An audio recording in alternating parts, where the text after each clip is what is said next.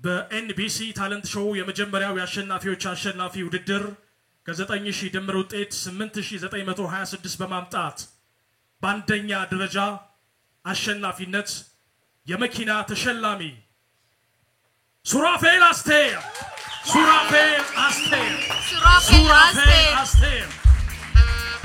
ዛሬ በጣም ደስ በሚል ሁኔታ እናቱ እዚህ ተገኝተዋል። እናቴ ደርሼልሻለሁ ያለ ነበር ቀደም ሲል ባቀረበው ስራ ሱራፌል አስቴር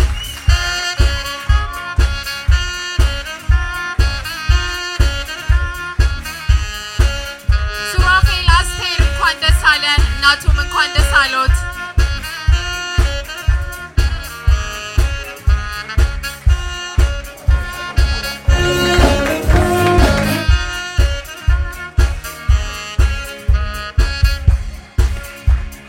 ሱራፌል አስቴር በባለፈው የኤንቢሲ ታለንት ሾው ዙር 4 አሸናፊ እንደነበር ታስታውሳላችሁ።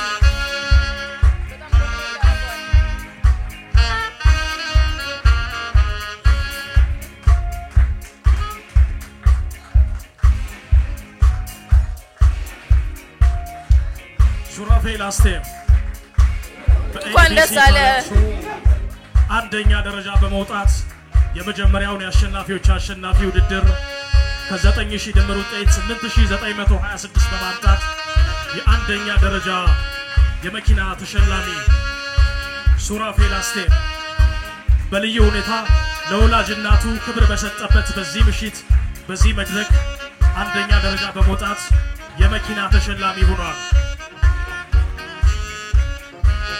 ሱራፌል አስቴር እናቱ ወዳጆቹ አድናቂዎቹ እንኳን ደስ አላችሁ። አይ ቲንክ በጣም ነርቨስ ስለሆነ ረስቶታል ሽልማቱን።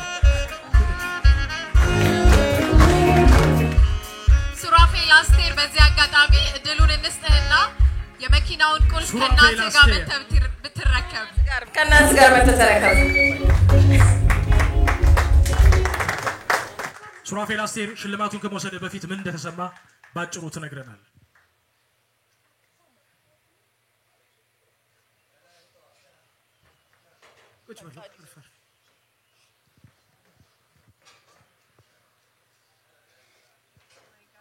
አርፍ ይቅርታ በጣም እሷ በህይወት ኖራ አይን ነገር በማየቷ ሱራፌል አስቴር እንኳን ደስ አለ። እናመሰግናለን። መኪናውን ትፈልገዋለህ ወይስ እንዴት ነው ነገሩ? በርግጥ ቅድም ምን ያልኩ ነበር መሰላችሁ?